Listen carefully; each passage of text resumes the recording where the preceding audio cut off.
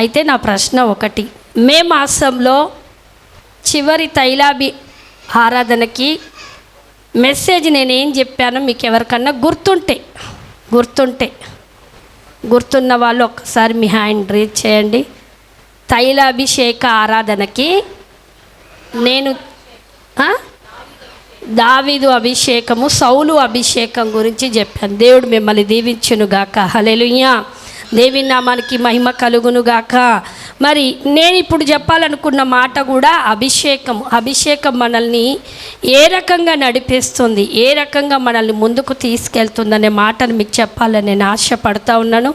ఈ వర్తమానాలు వింటున్న వారెవ్వరైనా సరే లైక్ చేయండి, షేర్ చేయండి, సబ్స్క్రైబ్ చేయలేని వాళ్ళు చేయండి. ఈ వర్తమానాలు ఇతరులకు షేర్ చేయాలని ప్రభు పేరిట తెలియజేస్తూ ఉన్నాను. అయితే నా ప్రశ్న ఇప్పుడు ఒకసారి మీరు గమనించాలని ప్రభు పేరిట తెలియజేస్తూ ఉన్నాను. పాత నిబంధన కాలములో ఓల్డ్ టెస్టిమెంటులో చాలా చక్కగా గమనించండి, నేను త్వరగా ముగిచ్చేస్తాను. ఓల్డ్ టెస్టిమెంట్లో పాత నిబంధన గ్రంథములో దేవుని అభిషేకము ఎక్కడ నివాసము చేసేది? పాత నిబంధన గ్రంథములో దేవుని యొక్క అభిషేకము ఎక్కడ నివాసము చేస్తుంది? పోని మనుషుల్లో కానివ్వండి, ప్రవక్తల్లో కానివ్వండి. అదే ప్రవక్తలకు ఎక్కడుంటుంది? నేను తైలమన్నా అభిషేకమన్నా ఎక్కడ ఏ స్థానములో ఉంటుంది? దేవుడు తన అభిషేకాన్ని సిస్టర్ చెప్పినట్టు పరిశుద్ధ స్థలం, అతి పరిశుద్ధమైన స్థలములో మందసములో కేరుబులు సేరాబులు అనే వాటి మీద ఉన్నప్పుడు మందసములో ఏముంటాయి? 10 ఆజ్ఞలు కలిగిన పలకలు, అహరోను చేతికర్ర, మన్నా పాత్ర, ఇవి లోపల మందసం లోపల ఉంటాయి. దానిపైన కేరుబులు సేరుబులు నివాసము చేస్తారు. ఆ ప్లేస్ అంతా అభిషేకించబడింది. ఆ ప్లేస్ అంతా అభిషేకముతో నిండి ఉంది. దేవుడే ఒక అభిషేకము కలిగిన దేవుడై ఉన్నాడు. కానీ దేవుని సేవకులను దేవుని యొక్క పిలుపులోనికి పిలుచుకున్నటువంటి అహరోను కావచ్చు, మోషేని కావచ్చు, యెహోషువ కావచ్చు, తర్వాత మీరు సమూయేలు గ్రంథానికి వచ్చేసరికి ప్రవక్తలను ఎన్నుకున్నాడు. గుర్తుందా మీకు ఇది? ప్రవక్తలను తర్వాత ఆయా బిడ్డలను ఎన్నుకొని దేవుని అభిషేకము ఎక్కడ నివాసము చేపించేది అని అంటే తలపైన. ఎక్కడ? చెప్పండి, ఎక్కడ? పాత నిబంధన గ్రంథం అంతా కూడా పైనుండే అభిషేకము. ఆమేన్, హల్లెలూయా. ఇప్పుడు నేను అడుగుతున్న క్వశ్చన్ ఏంటంటే, క్రొత్త నిబంధనకు వచ్చేసరికి అభిషేకం ఎక్కడుంటుంది? నేను చెప్పింది అర్థమైంది. పాత నిబంధన గ్రంథములో సమూయేలుకు, ప్రవక్తలకి, సేవకులకి, నాయకుడికి ఎవరిని ఏర్పాటు చేసుకుంటూ వాళ్ళ మీదికి పైకి వచ్చిండు. గుడారం పైకి, ప్రత్యక్ష గుడారం పైకి, వారు చేస్తున్న పనుల పైకి మహిమ రూపకంగా, మేఘ రూపకంగా, వెలుగు రూపకంగా దేవుని అభిషేకాన్ని ప్రత్యక్షపరుచుకున్నాడు దేవుడు. కానీ క్రొత్త మీరు ఎక్కడ తీయకూడదు. అది మీరు తీద్దామన్నా మీకు దొరకదు, అది తీద్దామన్నా మీకు దొరకదు. అది ఎందుకంటే అది అంత లోపల ఇమిడి ఉంది. నేను తీస్తే కానీ అది బయటికి రాదు. క్రొత్త నిబంధన ప్రకారము దేవుని అభిషేకము ఎక్కడ ఉంది? హృదయములో. ఇంకా క్రొత్త నిబంధన ప్రకారం పోని మీకు అభిషేకం ఉందా? ఉందన్న వాళ్ళు ఒకసారి చేతులు ఎత్తుతారా? హల్లెలూయా చెప్తారా? నాలుక మీద ఉంది, చూపుల్లో ఉంది, గుండెల్లో ఉంది, అన్నిట్లలో ఉంది. ఎక్కడ ఇప్పుడు మీరు మళ్ళీ అందరు నీకెక్కడుంది? ఎక్కడుంది? నీకెక్కడ పొందుకుంటే వస్తుంది? నీకెక్కడ? ఆత్మలో. నీకెక్కడ? ఆత్మలో నీకెక్కడ? ఒక గొర్రె బురదలో పడితే అన్ని పడిపోతున్నాయి. కింద ఉన్న వాళ్ళంతా ఆత్మలు అని చెప్పేసి ఓకే. మీరు ఎక్కడుంటుంది? క్రొత్త నిబంధన ప్రకారము దేవుని అభిషేకము ఎక్కడుంటుంది? ఇది మీరు తెలుసుకోకపోతే మేము ఎన్నిసార్లు నూనె పెట్టి ప్రార్థన చేసినా, అది అభిషేకం అని చేసినా ఆ నూనె యొక్క ఫలితం మీరు చూడలేరు. నేను రాత్రి జర్నీలోనే ఉన్నా, నిద్రపోతూనే ఉన్నా, దేవుణ్ణి అడుగుతూ ఉన్నా. నిన్న నేను మెసేజ్ ప్రిపేర్ కావడానికి టైం లేదు, అయినా కానీ నా మనసు ధ్యానం మళ్ళీ మంచి నిద్రపోకుండా ఏం లేను, మంచి నిద్ర, దేవుని స్వరాన్ని ఆస్వాదిస్తా ఉన్నా. ఆమేన్. మంచి నిద్రలో ఉంటూ దేవునికి నేను ఒక పని అప్పచెప్పా. దేవుడు నాకు ఒక పని ఇచ్చాడు. ఆమేన్.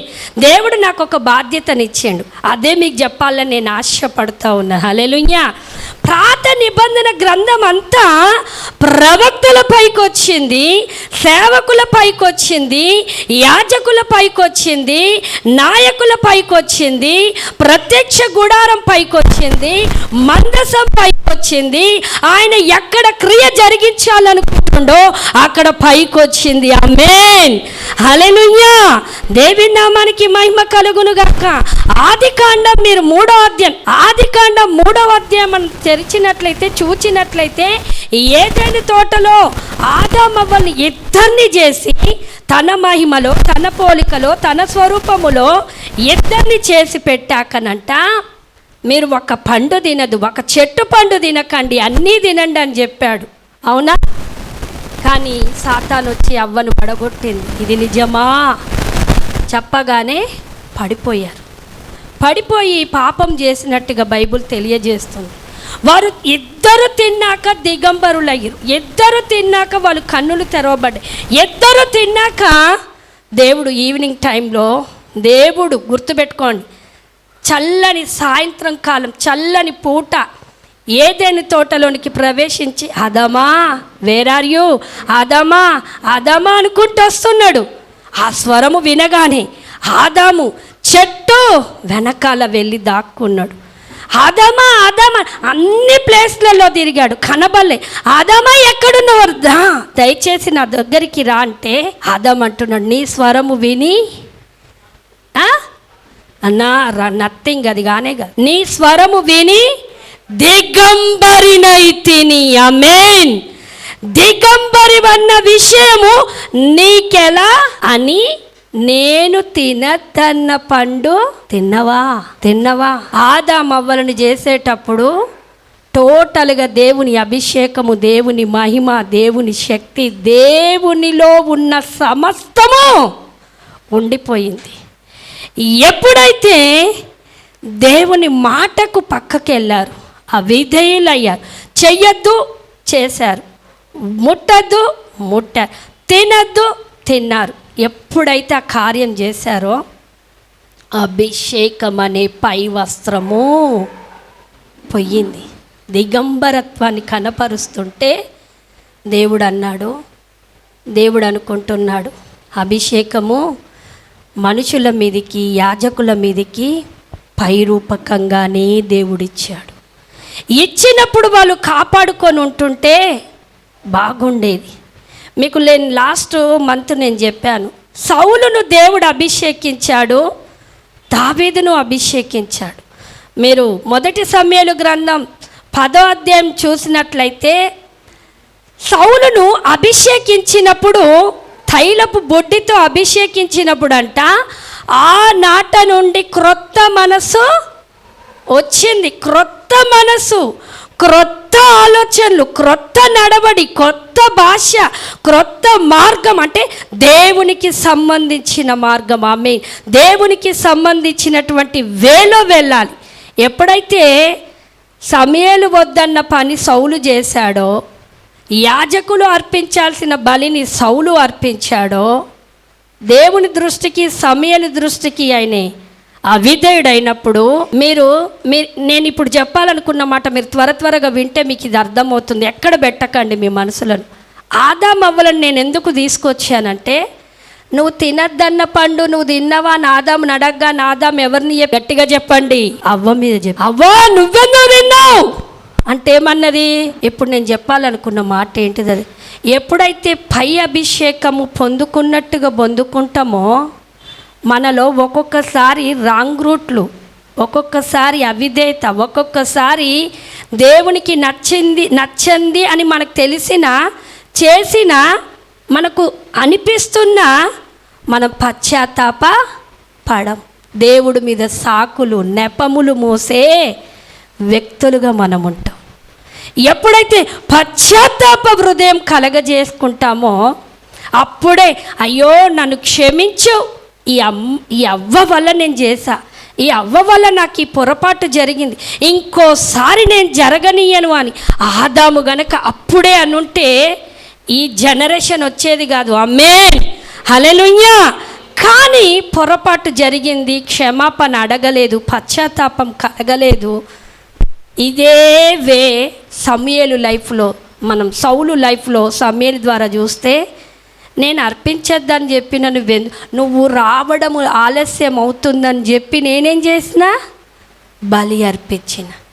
అక్కడ కూడా సమూయేలు దగ్గర సౌలు పశ్చాత్తాప పడుంటే దేవుని అభిషేకములో ఉండిపోయేవాడు. ఈరోజు దేవుని అభిషేకం మన పైకి వస్తుంది కానీ నిలవట్లేదు. ఎందుకు కారణం తెలుసా? మనం ఇప్పుడు క్రొత్త నిబంధన ప్రకారము, యేసుక్రీస్తు కృప ప్రకారము మనం ఒక మార్గమని కాదు కానీ ఒక క్రమమైన పద్ధతిలో నడిపించబడతాం. ఆమేన్, హల్లెలూయా.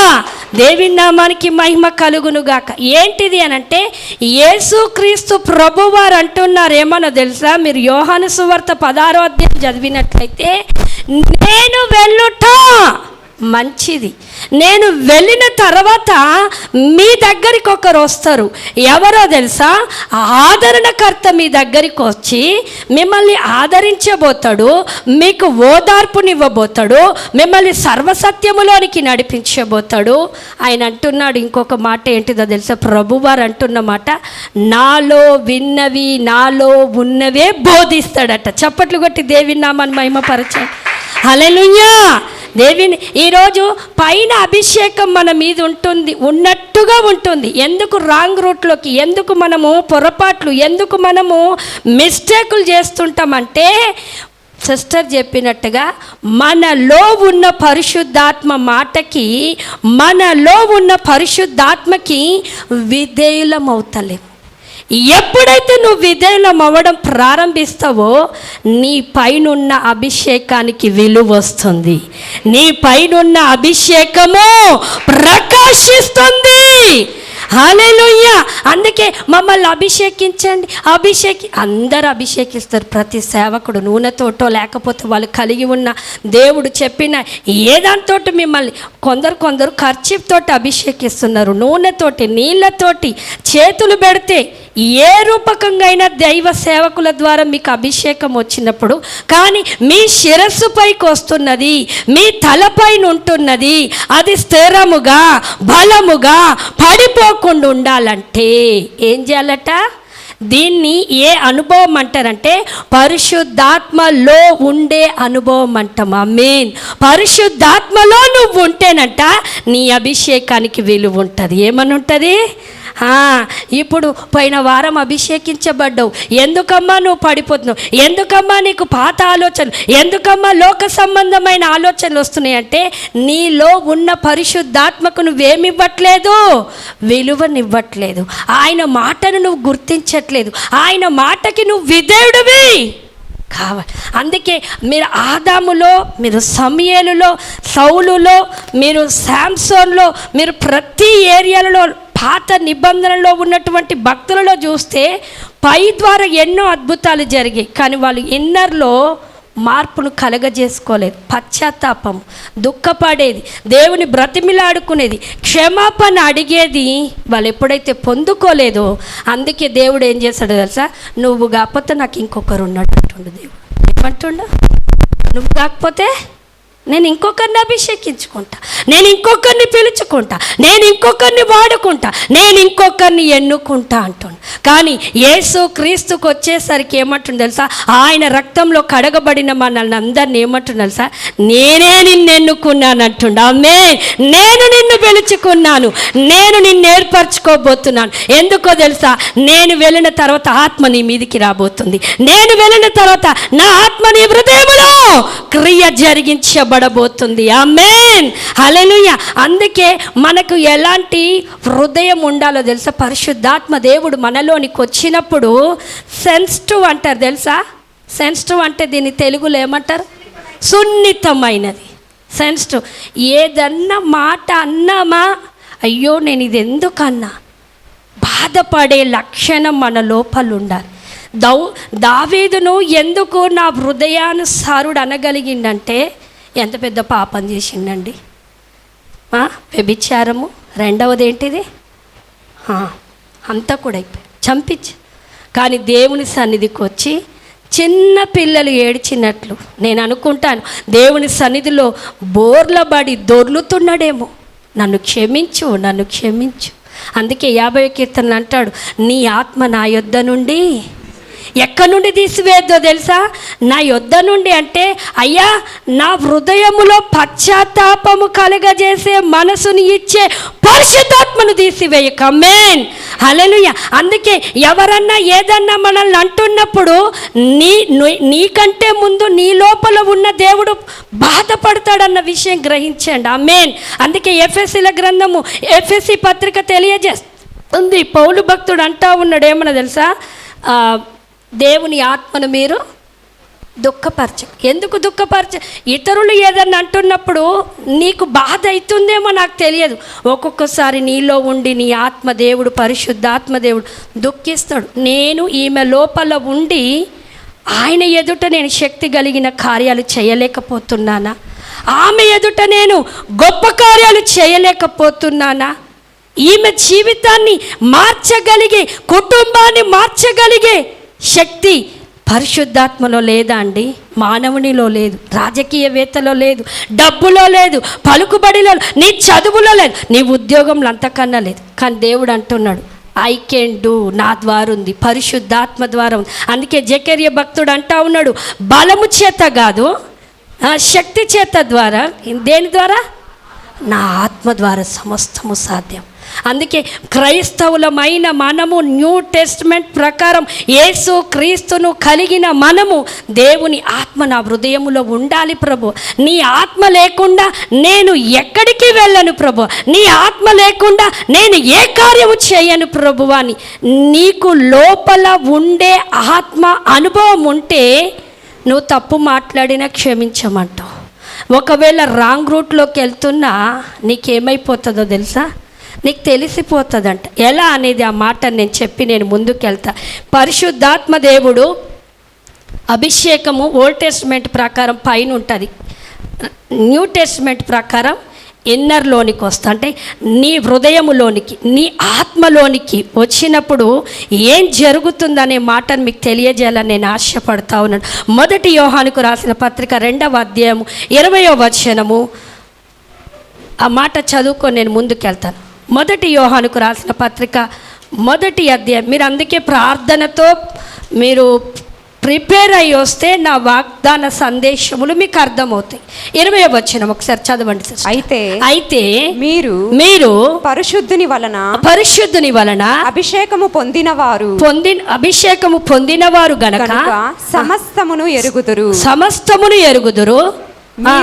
మీరు సత్యం ఎరుగని వారైనందున నేను వ్రాయలేదు. కానీ నా వైపు చూడండి, మీరు కొంచెం అలర్ట్గా ఉండండి. ఆమేనండి. నా వాక్యం అర్థమవుతుందన్న వాళ్ళు గట్టిగా హల్లెలూయా చెప్తారా?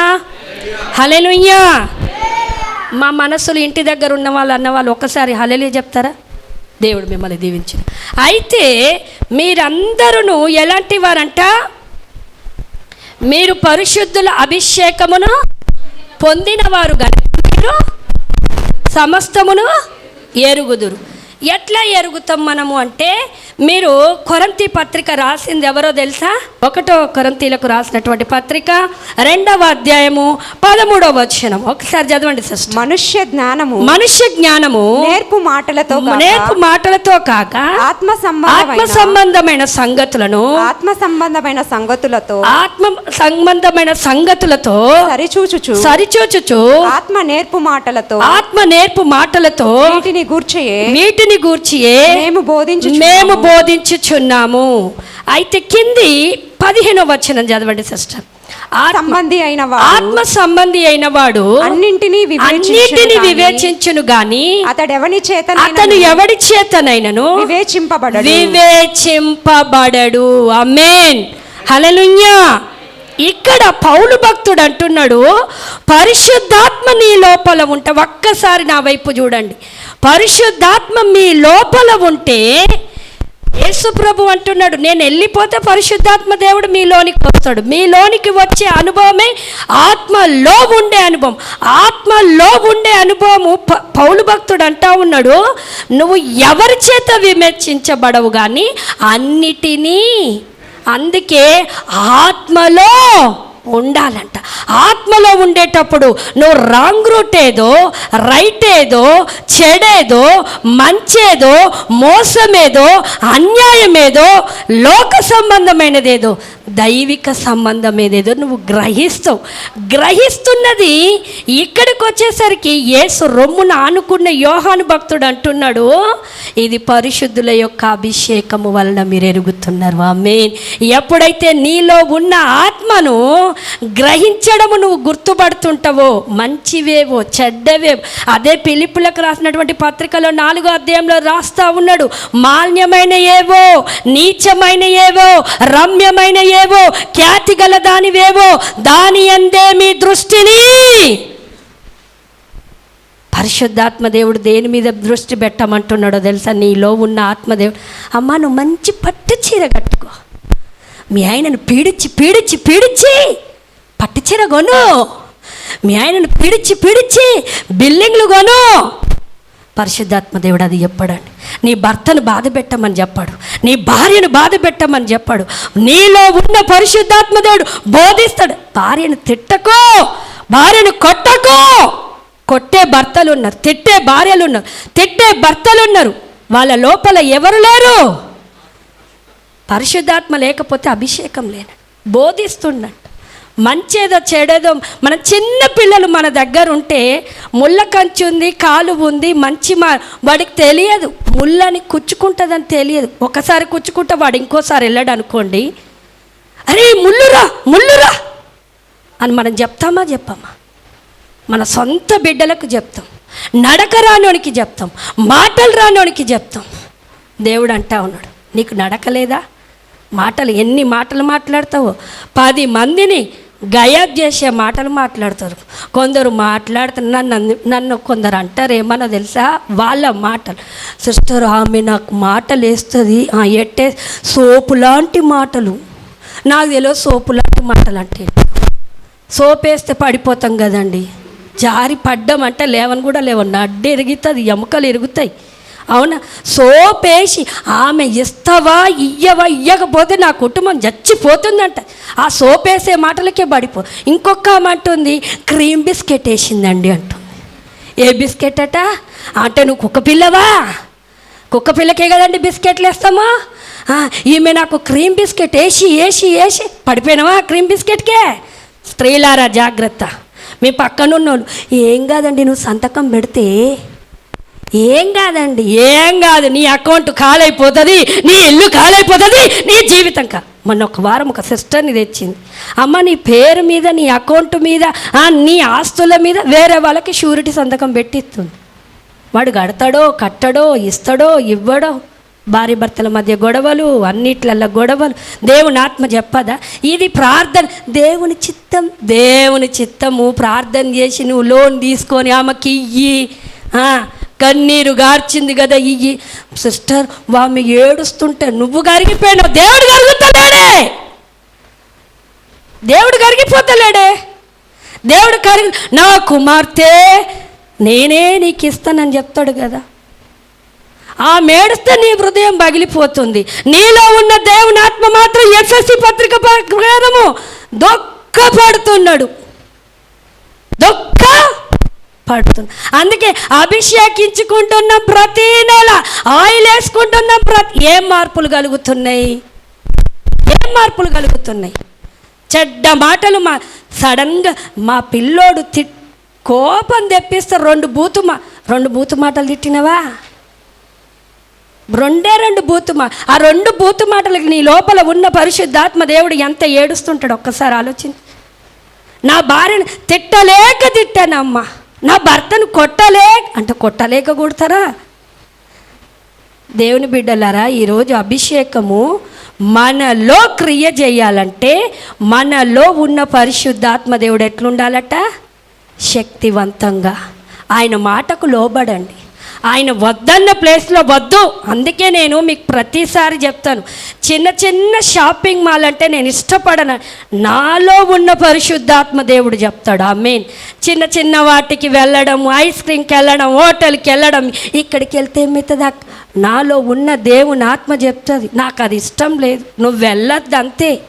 నేను దేవుని కోసం దేన్నైనా వదులుకున్న రోజులు ఉన్నాయి, ఆ పరిస్థితులు ఉన్నాయి, ఆ యొక్క వస్తువులు ఉన్నాయి. నిజం చెప్తున్నా నేను. అందుకే దేవుని ఆత్మ ఎందుకు నన్ను ఇష్టపడుతుంది అనంటే ఆయనకు నచ్చినట్టుగా నేను చేయడానికి. హల్లెలూయా! పరిశుద్ధాత్మ అభిషేకము నిన్ను ఇష్టపడాలనుకుంటుంది. ఇష్టపడే ప్లేసు ఇది కాదు, ఇది. చప్పట్లు కొడతారు అనుకున్నా. పక్కనున్న వారిని చూడండి, పరిశుద్ధాత్మ దేవుడు ఇష్టపడే ప్లేస్ ఇది కాదు, ఇదని చెప్పండి. చూసి చెప్పండి అమ్మ, నేను ముగిచ్చేస్తాను. మా ఆవిడను ఈమె పెళ్ళి కాకముందుకు అమ్మ కానీ చూసి ఇష్టపడ్డానండి, ఆ జుట్టును చూసి ఇష్టపడ్డానండి. పరిశుద్ధాత్మ దేవుడు అంటున్నాడు, నీ మకాన్ని చూడడు, నీ జుట్టును చూడడు, నువ్వు నల్లగున్నవా, తెల్లగున్నవా, పొట్టిగున్నవా, ఎర్రగున్నవా, ఏది నాకేదొద్దు. కానీ పరిశుద్ధత నీ లోపల ఉంటే, చెడును నేను చూడనంటే, చెడును నువ్వు మాట్లాడనంటే, నేను నీలోనికి వచ్చి ఏం చేస్తానో తెలుసా? అభిషేకము బోధిస్తుందంట, ఎరుగుతావట. మంచిదేదో చెడేదో నువ్వు ఎరిగిపోతావు. ఎవరికి వడ్డీలు ఇవ్వాలమ్మా అంటే ఎవరికి ఇస్తారు? వడ్డీలు ఇచ్చేటోళ్ళు బాగా నష్టపోయే వాళ్ళు ఉన్నారు. వాడు తీసుకున్నాడు ఆయిగుంటాడు, ఇచ్చిన చుట్టూ తిరుగుతుంటుందట. తీసుకున్నోడేమో బాగుంటాడు, ఇచ్చేటప్పుడు ఈ అంటాడు.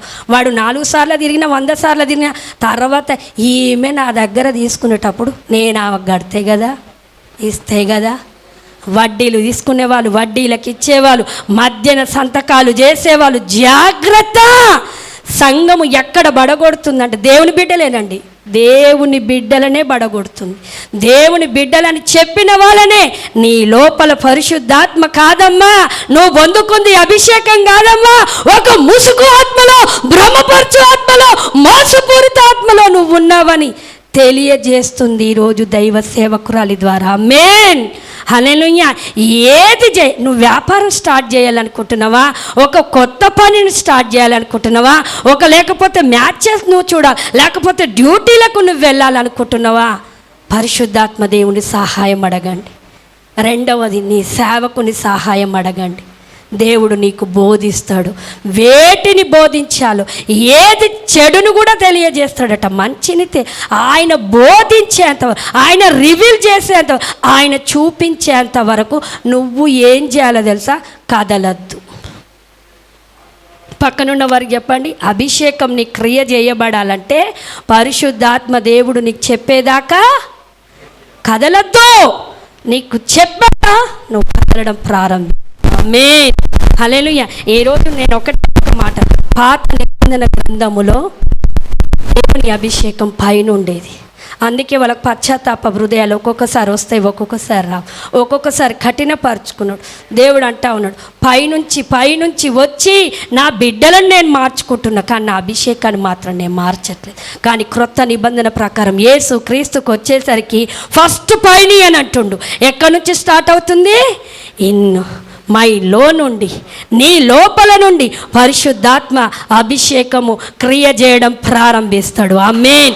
మంచిది చెడుది ఏదో నువ్వు గుర్తించేటట్టుగా పరిశుద్ధాత్మ దేవుడు నీకు తెలియజేయడం ప్రారంభిస్తాడు. హల్లెలూయా. దేవుని నామానికి మహిమ కలుగును గాక. చూడండి, పంజాబ్ రాష్ట్రంలో ఒక సేవకుడు ఉండేది. చాలా మొత్తం సిక్లు, మొత్తం హిందీ మాట్లాడేవాళ్ళు.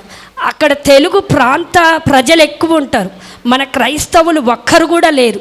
కానీ అక్కడికి ఒక సేవకుడు పంపించబడ్డాడు. పేరు జాన్ హైడెన్. పేరు చెప్పండి, జాన్ హైడెన్ అనే సేవకుడు అక్కడికి పంపించబడ్డాడు. మిషనరీగా సేవకుడుగా వచ్చాడు.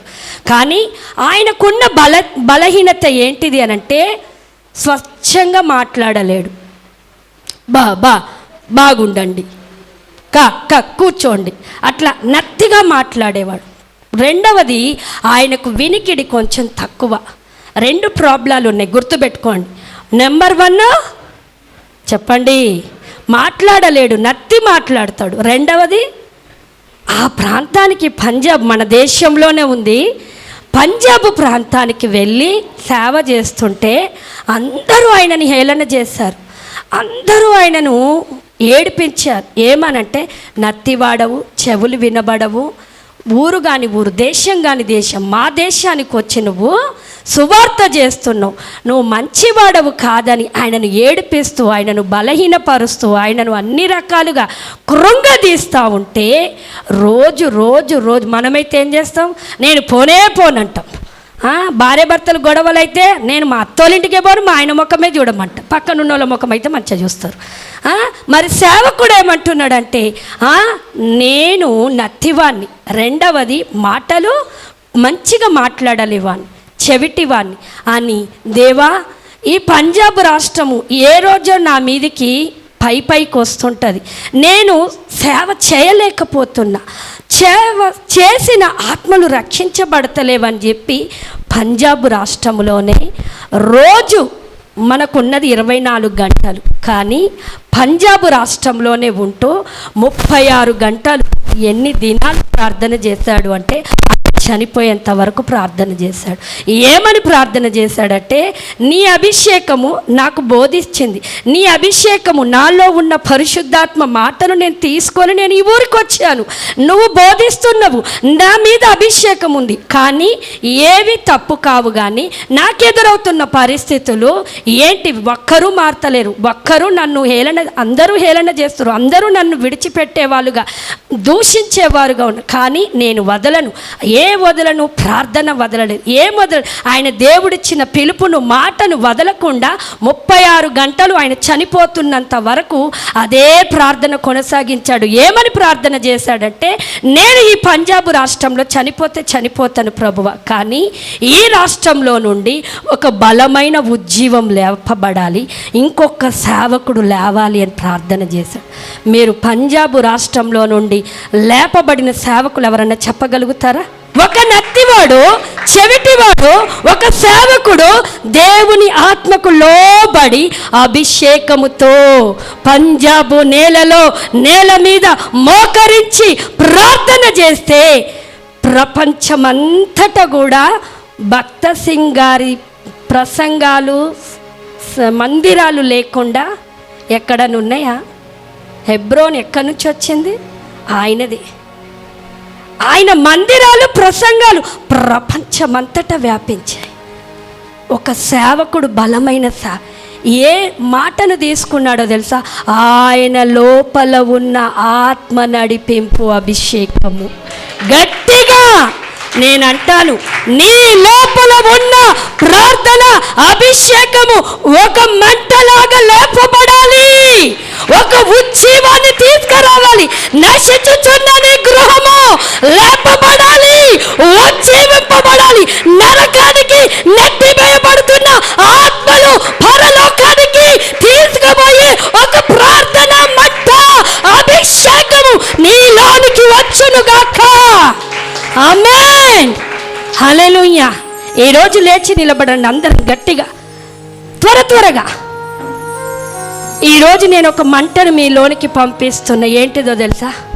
పరిశుద్ధాత్మ అభిషేకం అనే మంట నీ ఆత్మ లోతుల్లోనికి, నీ హృదయం అనే లోతుల్లోనికి దేవుడు అభిషేకము దావీదుకి ఇస్తుంటేనంట, దావీదు అంటాడు, నీ మాటలు ధ్యానిస్తుంటే నా గుండె మండింది అన్నాడు. ఆమేన్. యెర్మీయా అంటాడు, నేను ఫలానా దగ్గరికి వాక్యం చెప్పడానికి, సువార్త చెప్పడానికి నేను వెళ్ళానంటే దేవుని అభిషేకం ఆయన గుండెను మండించింది. ప్రకటించను అన్న అతను ప్రకటించాడు. ఈరోజు నువ్వేం చెయ్యాలనుకుంటున్నావు? వస్తువుల మీద, ఇంటి మీద, తిండి మీద, ఎంతకాడికి లోకమే, లోకము. ఆత్మల వైపు చూసావా? నీవు, నీ పిల్లలు, నీ స్వస్థత, ఇదేనా? నశించుచున్న ఆత్మల వైపు చూద్దాం దేవుని బిడ్డలు. ఎంతమంది ఉన్నారండి? చిన్న పిల్లలు పాపంలో పట్టబడుతున్నారు, చిన్న పిల్లలకి లైంగిక దాడులు జరుగుతున్నాయి, చిన్న మగపిల్లలు మద్యపానానికి బానిసలైపో. నిన్నటి దినాన నేను గ్రహించింది ఏంటిదో తెలుసా? మేము ఏసీ ట్రైన్లో మేము ఉండి వస్తుంటే అందరి చేతిలో ఒక సెల్ ఫోన్, చెడిపోయిన సెల్ ఫోన్ ఉంది. ఒకడు పక్కనున్నోడితోటి ఎదుటివాడితోటి ఏమీ మాట్లాడలేకపోతున్నారు. నేను కొద్దిసేపు వాక్యాన్ని చూశాను. పాస్టర్ గారు అని తీసేయి, మనం వాక్యం వింటే ఇతరులకు ఆటంకమేమోనని తీసి లోపల పడేసా. అందరి వైపు చూసా. పడుకునేంత వరకు అసలు ఒక అతనైతే 60 ఏండ్లు దాటిపోయాయండి. భోజనం చేస్తే ఇయర్ ఫోన్స్, ఆయన సూపంతా దాంట్లోనే. ఒక దినం కాలిపోతారు ఎక్కడ, ఒక దినం ఆత్మ నశించిపోతుంది ఎక్కడ. నాకు చూసినప్పుడు పంజాబు రాష్ట్రాన్ని గడగడలాడించే సేవకుడు లేపబడడానికి ఒక జాన్ ఐడీన్ లేపబడ్డాడండి. ఈరోజు సిఎఫ్ఏ సంఘములో జాన్ ఐడీ లాంటి ప్రార్థన పరులు లేపబడాలి. జాన్ ఐడీలో ఉన్నటువంటి బలహీనతలు తొలగిపోయి ప్రార్థన అభిషేకము మీలోనికి రావాలి. తాగుడికి బానిసైన నీ భర్త, తాగుడికి బానిసైన నీ మామ, వ్యభిచారాలకు బానిసైన నీ బంధువర్గము పట్టబడుతుంటే, కొట్టబడుతుంటే బయట విడిపించబడే ప్రార్థన ఆయుధమండి. హల్లెలూయా! ఈరోజు ఒక బలమైన తీర్మానం తీసుకో. నేను నశించుచున్న దాని కొరకు నేను ప్రార్థిస్తా, ఆత్మల కొరకు నేను ప్రార్థిస్తా. ఒక 5 నిమిషాలు 10 నిమిషాలు నేను ప్రార్థిస్తానని నువ్వు తీర్మానము తీసుకుంటే నీ అభిషేకము నిన్ను భయంకరమైన స్థితిలో నుండి, నీ అభిషేకము, నీ పరిస్థితులు భయంకరంగా ఉన్నాయేమో, నీ కుటుంబము భయంకరంగా ఉందేమో, నీ వ్యక్తులు భయంకరంగా ఉన్నారేమో, దేవుడు అంటా ఉన్నాడు, సునాయాసంగా నేను నడిపించబోతాను, రాజ్య మార్గములోనికి నడిపించబోతాను, దేవుని వాక్య మార్గములోనికి నేను నడిపించబోతాను. దేవుని యొక్క సులువైన మార్గములో నడిపించబోతుండు. మనం తీర్మానం తీసుకుందాం. మీరు కళ్ళు మూసుకోండి, మీరున్న పాటునే ప్రార్థించండి. మీ కొరకు తైలము మీ ఎదుటకి రాబోతుంది. ఈరోజు నువ్వు ఒక తీర్మానము తీసుకోవాలి. తల అంటబడుతుంది, నా హృదయము మండాలి. తల అంటబడుతుంది, నా హృదయము పరిస్థితుల మీద కాదు, వ్యక్తుల మీద కాదు, ప్రార్థన అంశాల మీద మండాలే ప్రభువా, మండాలే ప్రభువాని నువ్వు ఒక తీర్మానము